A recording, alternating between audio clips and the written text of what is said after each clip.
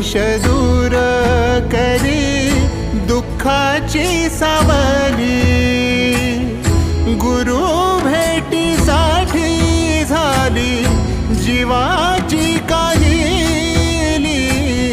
भक्त तुझा गुरुदेवा